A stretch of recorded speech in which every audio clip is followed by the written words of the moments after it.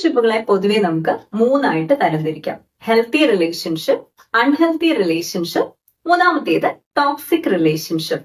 ഒന്നാമത്തെ healthy relationship എന്ന് പറയുന്നത് അവിടെ ട്രസ്റ്റ് ഉണ്ട്, റെസ്പെക്ട് ഉണ്ട്, കമ്മ്യൂണിക്കേഷൻ ഉണ്ട്, മ്യൂച്വൽ ഗ്രോത്ത് ഉണ്ട്.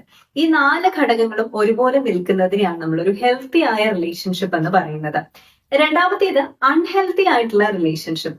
നമ്മൾ നേരത്തെ പറഞ്ഞ ഹെൽത്തി റിലേഷൻഷിപ്പിലെ ഏതെങ്കിലും ഒക്കെ ഫാക്ടേഴ്സ് മിസ്സിംഗ് ആണെന്നുണ്ടെങ്കിൽ അത് അൺഹെൽത്തി ആയിട്ട് മാറും. കമ്മ്യൂണിക്കേഷൻ ഇല്ലാതെ പോകുന്നതോ, മ്യൂച്വൽ ഗ്രോത്ത് ഇല്ലാതായിട്ട് മാറുന്നതോ, അങ്ങനെയൊക്കെയുള്ള, അല്ലെങ്കിൽ ഒരു ട്രസ്റ്റ് മാത്രമില്ല ബാക്കി എല്ലാം ഉണ്ടെന്ന് പറയുന്നതോ ഒക്കെ അൺഹെൽത്തി ആയിട്ടുള്ള ഒരു റിലേഷൻഷിപ്പ് പാറ്റേണിലേക്കാണ് പോകുന്നത്.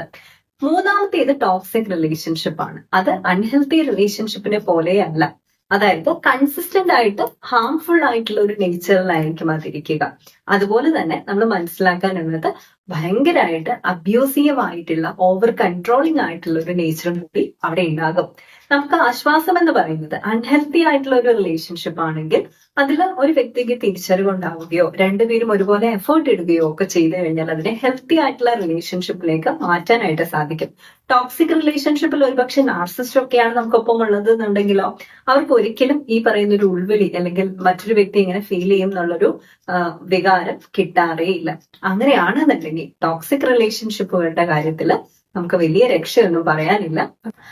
പക്ഷെ അൺഹെൽത്തി ആയിട്ടുള്ള ഒരു റിലേഷൻഷിപ്പ് പാറ്റേൺ ആണ് നമ്മൾ കാണുന്നത് എന്നുണ്ടെങ്കിൽ ഡെഫിനറ്റ്ലി 2 പാർട്ട്നേഴ്സും കൂടി വിചാരിച്ചു കഴിഞ്ഞാൽ എഫേർട്ട് ഒക്കെ ഇട്ട് ബ്യൂട്ടിഫുൾ ആയിട്ടുള്ള ഒരു റിലേഷൻഷിപ്പ് ആക്കി, ഹെൽത്തി റിലേഷൻഷിപ്പ് ആക്കി അതിനെ കൺവേർട്ട് ചെയ്യാവുന്നതേ